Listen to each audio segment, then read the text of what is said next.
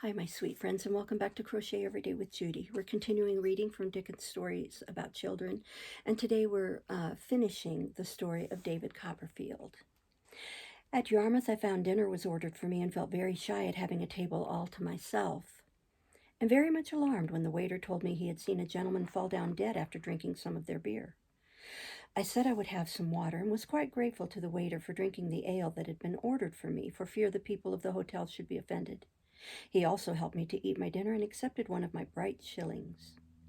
After a long, tiring journey by the coach, for there were no trains in those days, I arrived in London and was taken to the school at Blackheath by one of the masters, Mr. Mell. I gazed upon the schoolroom into which he took me as the most forlorn and desolate place I had ever seen. I see it now, a long room with 3 long rows of desks and 6 of forms, and bristling all round with pegs for hats and slates. Scraps of old copybooks and exercises littered the dirty floor. Mr. Mill having left me, I went softly to the upper end of the room, observing all this as I crept along.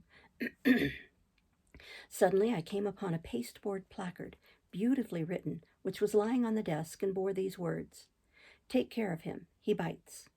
I got upon the desk immediately, apprehensive of at least a great dog underneath, but though I looked all round with anxious eyes, I could see nothing of him.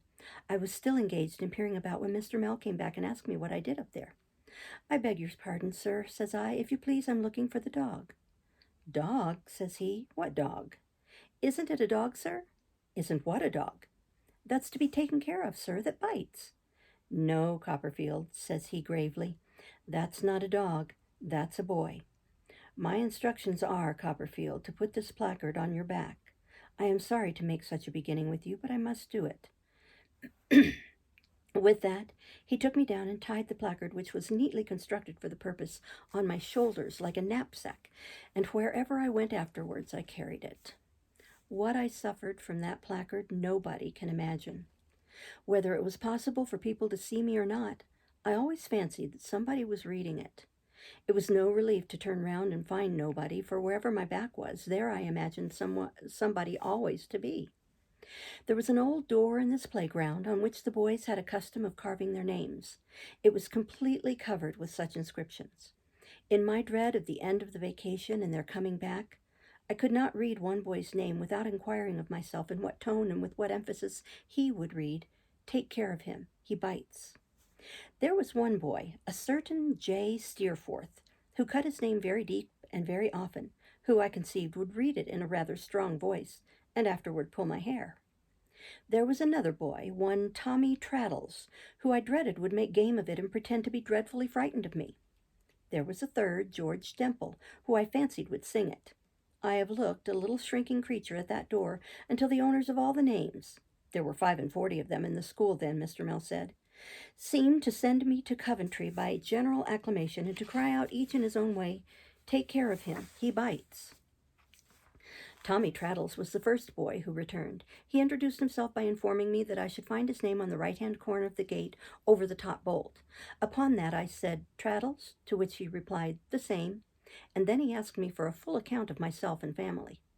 It was a happy circumstance for me that Traddles came back first. He enjoyed my placard so much that he saved me from the embarrassment of either disclosure or concealment by presenting me to every other boy who came back, great or small, immediately on his arrival, in this form of introduction: "Look here, here's a game." Happily, too, the greater part of the boys came back low-spirited, and were not so boisterous at my expense as I had expected. Some of them certainly did dance about me like wild Indians, and the greater part could not resist the temptation of pretending that I was a dog, and patting and smoothing me lest I should bite, and saying, "Lie down, sir," and calling me Towser. This was naturally confusing among so many strangers, and cost me some tears, but on the whole it was much better than I had anticipated. I was not considered as being formally received into the school, however, until J. Steerforth arrived. Before this boy, who was reputed to be a great scholar and was very good-looking and at least half a dozen years my senior, I was carried as before a magistrate. He inquired under a shed in the playground into the particulars of my punishment, and was pleased to express his opinion that it was a jolly shame, for which I became bound to him ever afterwards. "What money have you got, Copperfield?" he said, walking aside with me when he had disposed of my affair in these terms. I told him 7 shillings. "You had better give it to me to take care of," he said. "At least you can if you like. You needn't if you don't like." I hastened to comply with his friendly suggestion, and opening Peggotty's purse, turned it upside down into his hand. "Do you want to spend anything now?" he asked me. "No, thank you," I replied. "You can if you like, you know," said Steerforth. "Say the word." "No, thank you, sir," I repeated. "Perhaps you'd like to spend a couple of shillings or so in a bottle of currant wine by and by up in the bedroom," said Steerforth. "You belong to my bedroom, I find." It certainly had not occurred to me before, but I said, "Yes, I should like that." "Very good," said Steerforth. "You'll be glad to spend another shilling or so in almond cakes, I dare say?" I said, "Yes, I should like that too." "And another shilling or so in biscuits, and another in fruit, eh?" said Steerforth. "I say, young Copperfield, you're going it." I smiled because he smiled, but I was a little troubled in my mind, too. "Well," said Steerforth, "we must make it stretch as far as we can, that's all. I'll do the best in my power for you. I can go out when I like, and I'll smuggle the prog in." With these words, he put the money in his pocket and kindly told me not to make myself uneasy. He would take care it should be all right. He was as good as his word, if that were all right, which I had a secret misgiving was nearly all wrong, for I feared it was a waste of my mother's 2 half-crowns, though I had preserved the piece of paper they were wrapped in, which was a precious saving. When we went upstairs to bed, he produced the whole 7 shillings worth, and laid it out on my bed in the moonlight, saying, "There you are, young Copperfield." Excuse me, "and a royal spread you've got." I couldn't think of doing the honors of the feast at my time of life while he was by. My hand shook at the very thought of it. I begged him to do me the favor of presiding, and my request being seconded by the other boys who were in that room, he acceded to it and sat upon my pillow, handing round the viands, with perfect fairness, I must say, and dispensing the currant wine in a little glass without a foot, which was his own property. As to me, I sat on his left hand, and the rest were grouped about us on the nearest beds and on the floor. How well I recollect our sitting there talking in whispers, or their talking, excuse me, and my respectfully listening, I ought rather to say. The moonlight falling a little way into the room through the window, painting a pale window on the floor, and the greater part of us in shadow, except when Steerforth dipped a match into a phosphorus box, when he wanted to look for anything on the board, and shed a blue glare over us that was gone directly. A certain mysterious feeling consequent on the darkness, the secrecy of the revel, and the whisper in which everything was said steals over me again. I listen to all they tell me with a vague feeling of solemnity and awe, which makes me glad they are all so near, and frightens me, though I feign to laugh, when Traddles pretends to see a ghost in the corner. I heard all kinds of things about the school and all belonging to it. I heard that Mr. Creakle was the sternest and most severe of masters. Excuse me. That he laid about him right and left every day of his life, charging in among the boys like a trooper and slashing away unmercifully. I heard that the man with the wooden leg, whose name was Tungay, was an obstinate barbarian who had formerly assisted in the hop business, but had come into the line with Mr. Creakle in consequence, as was supposed among the boys, of his having broken his leg in Mr. Creakle's service, and having done a deal of dishonest work for him, and knowing his secrets. But the greatest wonder that I heard of Mr. Creakle was there being one boy in the school on whom he never ventured to lay a hand, and that boy being J. Steerforth. Steerforth himself confirmed this when it was stated, and said that he should like to begin to see him do it. On being asked by a mild boy, not me, how he would proceed if he did begin to see him do it, he dipped a match into his phosphorus box on purpose to shed a glare over his reply, and said he would commence with knocking him down with a blow on the forehead from the 7 6-penny ink bottle that was always on the mantelpiece. We sat in the dark for some time, breathless. I heard that Miss Creakle was regarded by the school in general as being in love with Steerforth. And I am sure, as I sat in the dark, thinking of his nice voice and his fine face and his easy manner and his curling hair, I thought it very likely. I heard that Mr. Mell was not a bad sort of fellow, but hadn't a sixpence to bless himself with, and that there was no doubt that old Mrs. Mell, his mother, was as poor as Job. One day, Traddles, the most unfortunate boy in the world, breaks a window accidentally with a ball. I shudder at this moment with the tremendous sensation of seeing it done, and feeling that the ball has bounded onto Mr. Creakle's sacred head. Poor Traddles! In a tight sky-blue suit that made his arms and legs like German sausages or roly-poly puddings, he was the merriest and most miserable of all the boys. He was always being caned. I think he was caned every day that half year, except one holiday Monday when he was only rulered on both hands, and was always going to write to his uncle about it, and never did. After laying his head on the desk for a little while, he would cheer up somehow, begin to laugh again, and draw skeletons all over his slate before his eyes were dry. I used at first to wonder what comfort Traddles found in drawing skeletons, but I believe he only did it because they were easy and didn't want any features. He was very honorable, Traddles was, and held it as a solemn duty in the boys to stand by one another. He suffered for this on several occasions, and particularly once when Steerforth laughed in church and the beadle thought it was Traddles and took him out. I see him now going away in custody, despised by the congregation. He never said who was the real offender, though he smarted for it next day and was imprisoned so many hours that he came forth with a whole churchyard full of skeletons swarming all over his Latin dictionary. But he had his reward. Steerforth said there was nothing of the sneak in Traddles, and we all felt that to be the highest praise. For my part, I could have gone through a great deal, though I was much less brave than Traddles and nothing like so old, to have won such a recompense. To see Steerforth walk to church before us, arm in arm with Miss Creakle, was one of the great sights of my life. I didn't think Miss Creakle equal to little Emily in point of beauty, and I didn't love her. I didn't dare.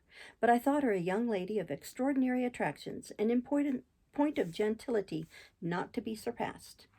When Steerforth in white trousers carried her parasol for her, I felt proud to know him, and believed that she could not choose but adore him with all her heart. Mr. Sharp and Mr. Mill were both notable personages in my eyes, but Steerforth was to them what the sun was to two stars. An accidental circumstance cemented the intimacy between Steerforth and me in a manner that inspired me with great pride and satisfaction, though it sometimes led to inconvenience. It happened on one occasion when he was doing me the honor of talking to me in the playground that I hazarded the observation that something or somebody, I forget what now, was like something or somebody in Peregrine Pickle. He said nothing at the time, but when I was going to bed at night, asked me if I had got that book. I told him no, and explained how it was that I had read it, and all those other books of which I had made mention. "And do you recollect them?" Steerforth said. "Oh, yes," I replied. I had a good memory, and I believe I recollected them very well. "Then I tell you what, young Copperfield," said Steerforth, "you shall tell them to me. I can't get to sleep very early at night, and I generally wake rather early in the morning. We'll go over 'em one after another. We'll make some regular Arabian Nights of it." I felt extremely flattered by this arrangement, and we commenced carrying it into execution that very evening. Steerforth showed his consideration in one particular instance, in an unflinching manner that was a little tantalizing, I suspect, to poor Traddles and the rest. Peggotty's promised letter, what a comfortable letter it was, arrived before the half was many weeks old, and with it a cake and a perfect nest of oranges and 2 bottles of cowslip wine. This treasure, as in duty bound, I laid at the feet of Steerforth and begged him to dispense. "Now, I'll tell you what, young Copperfield," said he, "the wine shall be kept to wet your whistle when you are story-telling." I blushed at the idea, and begged him in my modesty not to think of it, but he said he had observed I was sometimes hoarse, a little roopy was his exact expression, and it should be, every drop, devoted to the purpose he had mentioned. Accordingly, it was locked up in his box and drawn off by himself in a file, and administered to me through a piece of quill in the cork, when I was supposed to be in want of a restorative. Sometimes, to make it a more sovereign specific, he was so kind as to squeeze orange juice into it, or to stir it up with ginger, or dissolve a peppermint drop in it.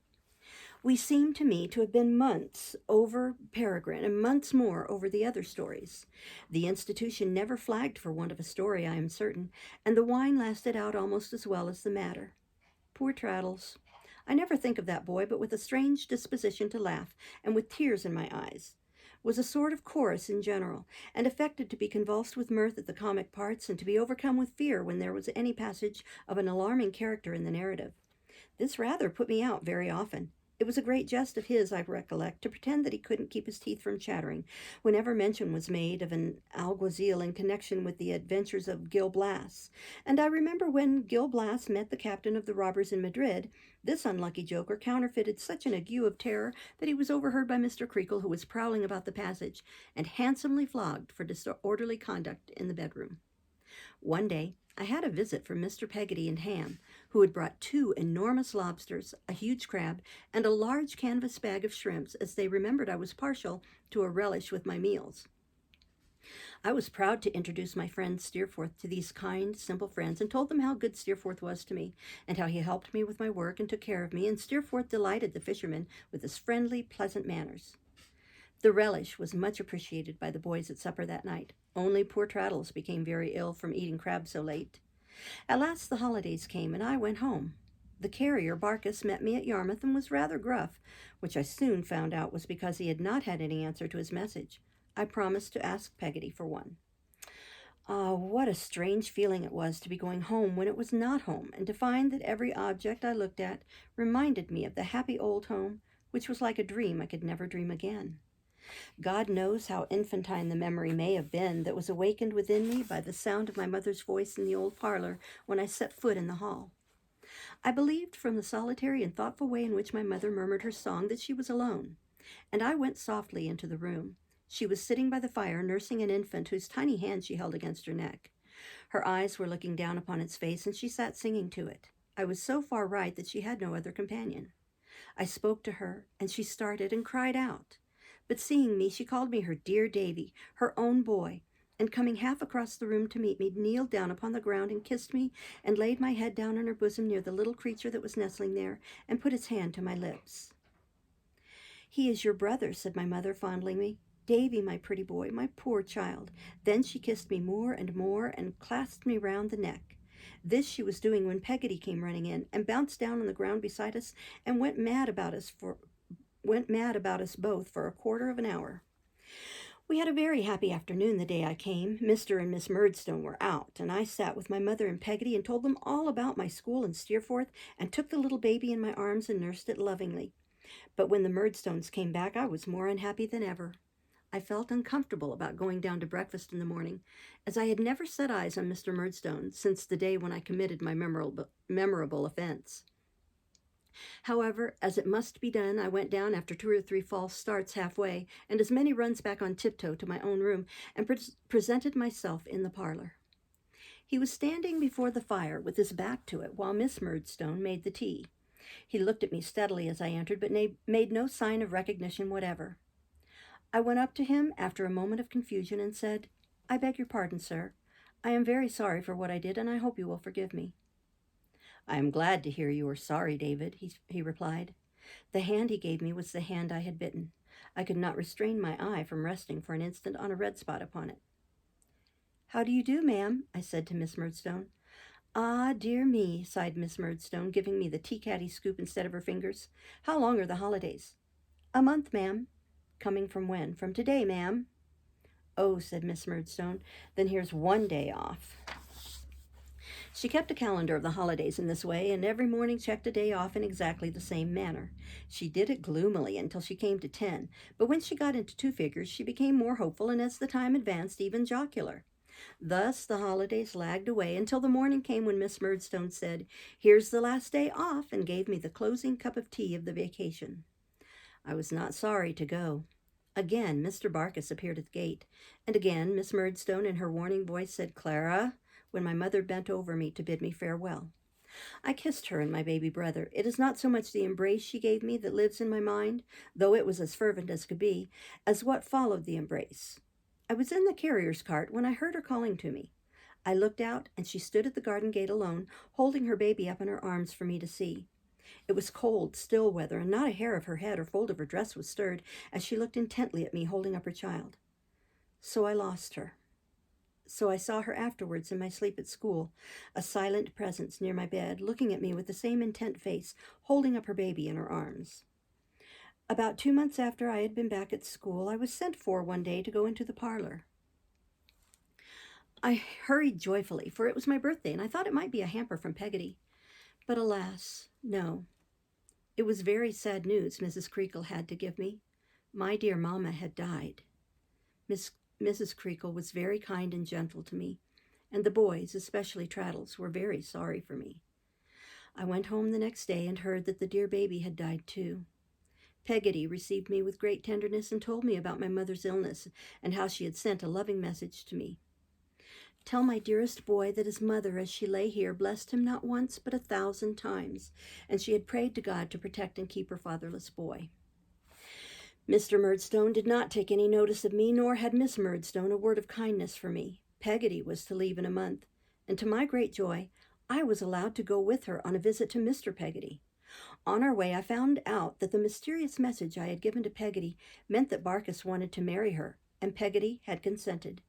Everyone in Mr. Peggotty's cottage was pleased to see me and tried to comfort me. Little Emily was at school when I arrived, and I went out to meet her. I knew the way by which she would come, and presently found myself strolling along the path to meet her. A figure appeared in the distance before long, and I soon knew it to be Emily, who was a little creature still in stature, though she was grown. But when she drew nearer, and I saw her blue eyes looking bluer and her dimpled face looking brighter, and her own self prettier and gayer, a curious feeling came over me that made me pretend not to know her and pass by as if I were looking at something a long way off. I have done such a thing since in later life, or I am mistaken. Little Emily didn't care a bit. She saw me well enough, but instead of turning round and calling after me, ran away laughing. This obliged me to run after her, and she ran so fast that we were very near the cottage before I caught her. "Oh, it's you, is it?" said little Emily. "Why, you knew who it was, Emily," said I. "And didn't you know who it was?" said Emily. I was going to kiss her, but she covered her cherry lips with her hands and said she wasn't a baby now, and ran away, laughing more than ever, into the house. She seemed to delight in teasing me, which was a change in her I wondered at very much. The tea table was ready, and our little locker was put out in its old place. But instead of coming to sit by me, she went and bestowed her company upon that grumbling Mrs. Gummidge, and on Mr. Peggotty's inquiring why, rumpled her hair all over her face to hide it, and would do nothing but laugh. "A little puss it is," said Mr. Peggotty, patting her with a great hand. "Ah," said Mr. Peggotty, running his fingers through her bright curls, "here's another orphan, you see, sir, and here," giving Ham a backhanded knock in the chest, "is another of 'em, though he don't look much like it." "If I had you for a guardian, Mr. Peggotty," said I don't think I should feel much like it." Emily was confused by our all observing her, and hung down her head, and her face was covered with blushes. Glancing up presently through her stray curls, and seeing that we were all looking at her still, I am sure I, for one, could have looked at her for hours, she ran away and kept away till it was nearly bedtime. I lay down in the old little bed in the stern of the boat, and the wind came moaning on across the flat as it had done before. But I could not help fancying now that it moaned of those who were gone, and instead of thinking that the sea might rise in the night and float the boat away, I thought of the sea that had risen since I last heard those sounds and drowned my happy home. I recollect, as the wind and water began to sound fainter in my ears, putting a short clause into my prayers, petitioning that I might grow up to marry little Emily, and so dropping lovingly asleep.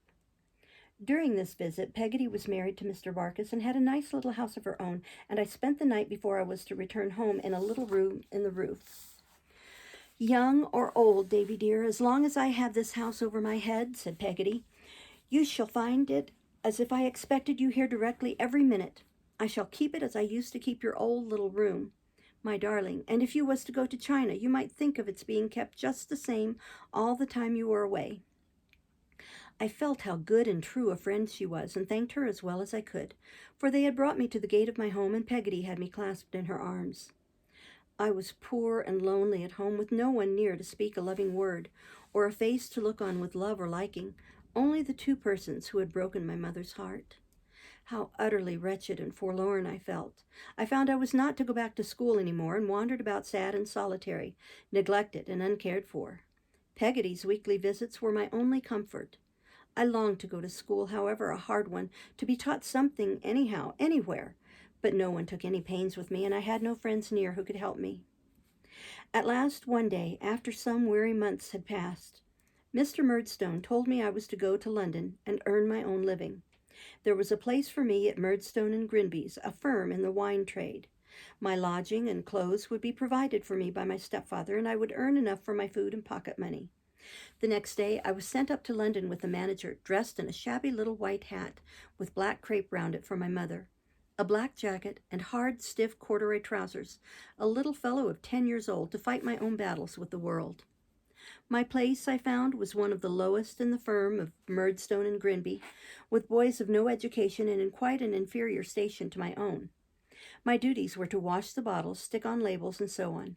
I was utterly miserable at being degraded in this way, when I thought of my former companions, Steerforth and Traddles, and my hopes of becoming a learned and distinguished man, and shed bitter tears, as I feared I would forget all I had learned at school. My lodging, one bare little room, was in the house of some people named Macabre. shiftless, careless, good-natured people who were always in debt and difficulties. I felt great pity for their misfortunes, and did what I could to help poor Mrs. Macabre to sell her books and other little things she could spare, to buy food for herself, her husband, and their 4 children. I was too young and childish to know how to provide properly for myself, and often found I was obliged to live on bread and slices of cold pudding at the end of the week. The troubles of the Macabres increased more and more until at last they were obliged to leave London. I was very sad at this, for I had been with them so long that I felt they were my friends, and the prospect of being once more utterly alone and having to find a lodging with strangers made me so unhappy that I determined to endure this sort of life no longer. The last Sunday the Macabres were in town, I dined with them. I had bought a spotted horse for their little boy and a doll for the little girl, and had saved up a shilling for the poor servant girl. Excuse me. After I had seen them off the next morning by the coach, I wrote to Peggotty to ask her if she knew where my Aunt Miss Betsy Trotwood lived, and to borrow half a guinea, for I had resolved to run away from Murdstone and Grinby's, and go to this aunt and tell her my story. I remembered my mother's telling me of her visit when I was a baby, and that she fancied Miss Betsy had stroked her hair gently, and this memory gave me courage to appeal to her. Peggotty wrote, enclosing the half-guinea, and saying she only knew Miss Trotwood lived near Dover, but whether in that place itself, or at Folkestone, Sandgate, or Hythe, she could not tell. Hearing that all these places were close together, I made up my mind to start. As I had received my week's wages in advance, I waited till the following Saturday, thinking it would not be honest to go before. I went out to look for someone to carry my box to the coach office, and the man turned out to be a thief who not only ran off with the box, but robbed me of my half-guinea, leaving me in dire distress. In despair, I started off to walk to Dover, and was forced to sell my waistcoat to buy some bread. The first night, I found my way to my old school at Blackheath, and slept on a haystack close by, feeling some comfort in the thought that the boys were near. I knew Steerforth had left, or I would have tried to see him. On I trudged the next day, and sold my jacket at Chatham to a dreadful old man, who kept me waiting all day for the money, which was only 1 shilling and 4pence. I was afraid to buy anything but bread, or to spend any money on a bed or a shelter for the night, and was terribly frightened by some rough tramps, who threw stones at me when I did not answer to their calls. After 6 days, I arrived at Dover, ragged, dusty, and half dead with hunger and fatigue. But here at first I could get no tidings of my aunt, and in despair was going to try some of the other places Peggotty had mentioned, when the driver of a fly dropped his horsecloth, and as I was handing it up to him, I saw something kind in the man's face that encouraged me to ask if he knew where Miss Trotwood lived. The man directed me towards some houses on the heights, and thither I toiled. Going into a little shop, I inquired whether they would have the goodness to tell me where Miss Trotwood lived. I addressed myself to a man behind the counter who was weighing some rice for a young woman. But the latter, taking the inquiry to herself, turned round quickly. "My mistress," she said. "What do you want with her, boy?" "I want," I replied, "to speak to her, if you please." "To beg of her, you mean," retorted the damsel. "No," I said, "indeed." But suddenly remembering that in truth I came for no other purpose, I held my peace in confusion, and felt my face burn. My aunt's handmaid, as I supposed she was from what she had said, put her rice in a little basket and walked out of the shop, telling me that I could follow her if I wanted to know where Miss Trotwood lived. I needed no second permission, though I was by this time in such a state of consternation and agitation that my legs shook under me. I followed the young woman, and we soon came to a very neat little cottage with cheerful bow windows. In front of it, a small square gravelled court or garden full of flowers, carefully tended and smelling deliciously. "This is Miss Trotwood," said the young woman. "Now you know, and that's all I have got to say." With which words she hurried into the house, as if to shake off the responsibility of my appearance, and left me standing at the garden gate, looking disconsolately over the top of it toward the parlor window, where a muslin curtain, partly undrawn in the middle, a large round green screen or fan fastened onto the window-sill, a small table, and a great chair, suggested to me that my aunt might be at that moment seated in awful state. My shoes were by this time in a woeful condition.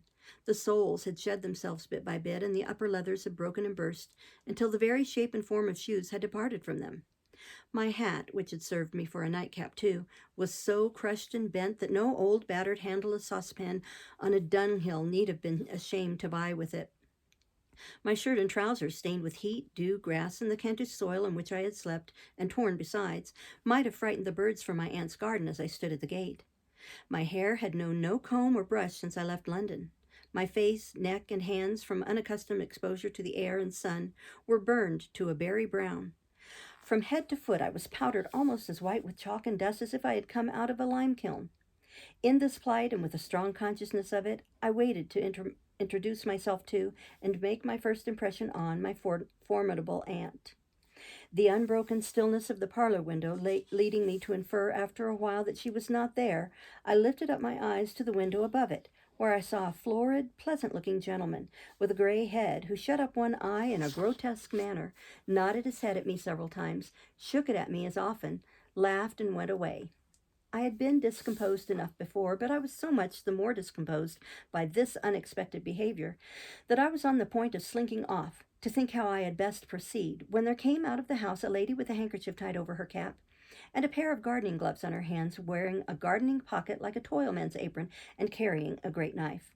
I knew her immediately to be Miss Betsy, for she came stalking out of the house exactly as my poor mother had so often described her stalking up our garden at Blunderstone Rookery.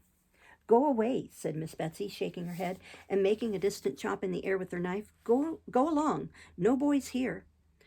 I watched her, with my heart at my lips, as she marched to a corner of her garden and stopped to dig up some little root there. Then, without a scrap of courage, but with a great deal of desperation, I went softly in and stood beside her, touching her with my finger. "If you please, ma'am," I began. She started and looked up. "If you please, aunt." "Eh?" exclaimed Miss Betsy in a tone of amazement I have never heard approached. "If you please, aunt, I am your nephew." "Oh, Lord," said my aunt, and she sat flat down in the garden path. "I am David Copperfield of Blunderstone in Suffolk, where you came on the night when I was born, and saw my dear mamma. I have been very unhappy since she died. I have been slighted and taught nothing, and thrown upon myself and put to work not fit for me. It made me run away to you. I was robbed at first setting out, and have walked all the way and have never slept in a bed since I began the journey." Here my self-support gave way all at once, and with a movement of my hands, intended to show her my ragged state, and call it to witness that I had suffered something, I broke into a passion of crying, which I suppose had been pent up within me all the week. My aunt, with every sort of expression but wonder discharged from her countenance, sat on the gravel, staring at me until I began to cry. Then she got up in a great hurry, collared me, and took me into the parlor. Her first proceeding there was to unlock a tall press, bring out several bottles, and pour some of the contents of each into my mouth. I think they must have been taken out at random, for I am sure I tasted aniseed water, anchovy sauce, and salad dressing. Then she put me on the sofa and sent the servant to ask Mr. Dick to come down. The gentleman whom I had seen at the window came in and was told by Miss Trotwood who the ragged little object on the sofa was, and she finished by saying, "Now here you see young David Copperfield, and the question is, what shall I do with him?" "Do with him?" answered Mr. Dick. Then, after some consideration and looking at me, he said, "Well, if I was you, I should wash him." Miss Trotwood was much pleased with this advice, and a warm bath was got ready at once, after which I was dressed in a shirt and trousers belonging to Mr. Dick, for Janet had burned my rags, rolled up in several shawls, and put on the sofa till dinner time, where I slept and woke with the impression that my aunt had come and put my hair off my face and murmured, "Pretty fellow, poor fellow." After dinner, I had to tell my story all over again to my aunt and Mr. Dick. Miss Trotwood again asked Mr. Dick's advice, and was delighted when the gentleman suggested I should be put to bed. I knelt down to say my prayers that night in a pleasant room facing the sea, and as I lay in the clean, snow-white bed, I felt so grateful and comforted that I prayed earnestly I might never be homeless again, and might never forget the homeless. The next morning, my aunt told me she had written to Mr. Murdstone. I was alarmed to think that my stepfather knew where I was, and exclaimed, "Oh, I don't know what I shall do if I have to go back to Mr. Murdstone." "We shall see," said my aunt. My spirits sank under these words, and I became very downcast and heavy of heart. Several anxious days went by, and at last Mr. and Miss Murdstone arrived. To Miss Betsy's great indignation, Miss Murdstone rode a donkey across the green in front of the house and stopped at the gate. Nothing made Miss Trotwood so angry as to see donkeys on the green, and I had already seen several battles between my aunt or Janet and the donkey boys. After driving away the donkey and the boy who had dared to bring it there, Miss Trotwood received her visitors. She kept me near her, fenced in with a chair. Mr. Murdstone told Miss Betsy that I was a very bad, stubborn, violent-tempered boy, whom he had tried without success to improve, and that he had put me in a respectable business from which I had run away. If Miss Trotwood chose to protect and encourage me now, she must do it always, for he had come to fetch me away there and then, and if I was not ready to come, and Miss Trotwood did not wish to give me up to be dealt with exactly as Mr. Murdstone liked, he would cast me off for always, and have no more to do with me. "Are you ready to go, David?" asked my aunt. But I answered no, and begged and prayed her for my father's sake to befriend and protect me, for neither Mr. nor Miss Murdstone had ever liked me or been kind to me, and had made my mamma, who always loved me dearly, very unhappy about me, and I had been very miserable. "Mr. Dick," said Miss Trotwood, "what shall I do with this child?" Mr. Dick considered. "Have him measured for a suit of clothes directly." "Mr. Dick," said Miss Trotwood, "your common sense is invaluable." Then she pulled me toward her and said to Mr. Murdstone, "You can go when you like. I'll take my chance with the boy. If he's all you say he is, I can at least do as much for him as you have done, but I don't believe a word of it." Then she told Mr. Murdstone what she thought of the way he had treated me and my mother, which did not make that gentleman feel very comfortable, and finished by turning to Miss Murdstone and saying, "Good day to you too, ma'am, and if I ever see you ride a donkey across my green again, as sure as you have a head upon your shoulders, I'll knock your bonnet off and tread upon it." This startled Miss Murdstone so much that she went off quietly with her brother, while I, overjoyed, threw my arms around my aunt's neck and kissed and thanked her with great heartiness. Some clothes were bought for me that same day and marked Trotwood, Copperfield, for my aunt wished to call me by her name. Thus I began my new life in a new name and with everything new about me. Now that the state of doubt was over, I felt for many days like one in a dream. I never thought that I had a curious couple of guardians in my aunt and Mr. Dick. I never thought of anything about myself distinctly. The two things clearest in my mind were that a remoteness had come upon the old Blunderstone life, which seemed to lie in the haze of an immeasurable distance, and that a curtain had forever fallen on my life at Murdstone and Grinby's. No one has ever raised that curtain since. I have lifted it for a moment, even in this narrative, with a reluctant hand, and dropped it gladly. The remembrance of that life is fraught with so much pain to me, with so much mental suffering and want of hope, that I have never had the courage even to examine how long I was doomed to lead it. Whether it lasted for a year or more or less, I do not know. I only know that it was and ceased to be, and that I have written, and there I leave it. That's the end of this story of David Copperfield from Dickens' book, David Copperfield. We'll stop there and start next time with the story Jenny Wren. Thank you for listening. Bye-bye.